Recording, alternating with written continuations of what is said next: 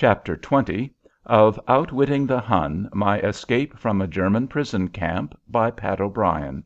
This recording is in the public domain. Chapter 20 Home Again. That same day, in the evening, I was tendered a banquet at the Hotel Savoy by a fellow officer who had bet 3 other friends of mine that I would be home by Christmas. This wager had been made at the time he heard that I was a prisoner of war, and the dinner was the stake. The first intimation he had of my safe return from Germany and the fact that he had won his bet was a telegram I sent him reading as follows: Lieutenant Lewis Grant, war bread bad, so I came home. Pat. He said he would not part with that message for $1,000. Other banquets followed in fast succession. After I had survived 9 of them, I figured that I was now in as much danger of succumbing to a surfeit of rich food as I had previously been of dying from starvation, and for my own protection I decided to leave London. Moreover, my thoughts and my heart were turning back to the land of my birth, where I knew there was a loving old mother who was longing for more substantial evidence of my safe escape than the cables and letters she had received.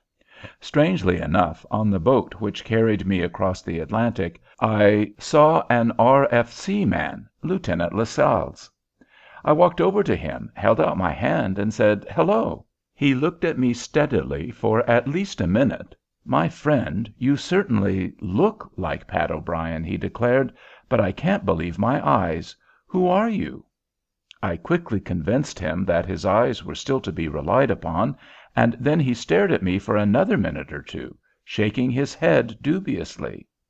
His mystification was quite explicable. The last time he had seen me I was going down to earth with a bullet in my face and my machine doing a spinning nose dive. He was one of my comrades in the Flying Corps and was in the fight which resulted in my capture. He said he had read the report that I was a prisoner of war, but he had never believed it, as he did not think it possible for me to survive that fall. He was one of the few men living out of 18 who were originally in my squadron. I do not mean the 18 with whom I sailed from Canada last May, but the squadron I joined in France. He rehearsed for me the fate of all my old friends in the squadron, and it was a mighty sad story. All of them had been killed except 1 or 2 who were in dry dock for repairs. He himself was on his way to Australia to recuperate and get his nerves back into shape again. He had been in many desperate combats. As we sat on the deck exchanging experiences, I would frequently notice him gazing intently at my face, as if he were not quite sure that the whole proposition was not a hoax and that I was not an impostor.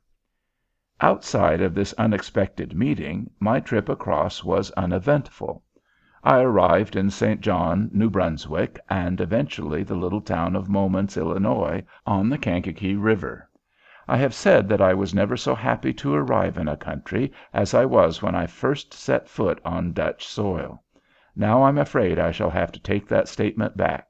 Not until I finally landed in Momence and realized that I was again in the town of my childhood days did I enjoy that feeling of absolute security which one never really appreciates until after a visit to foreign parts. Now that I am back, the whole adventure constantly recurs to me as a dream, and I'm never quite sure that I won't wake up and find it so. End of Chapter 20. End of Outwitting the Hun, My Escape from a German Prison Camp by Pat O'Brien.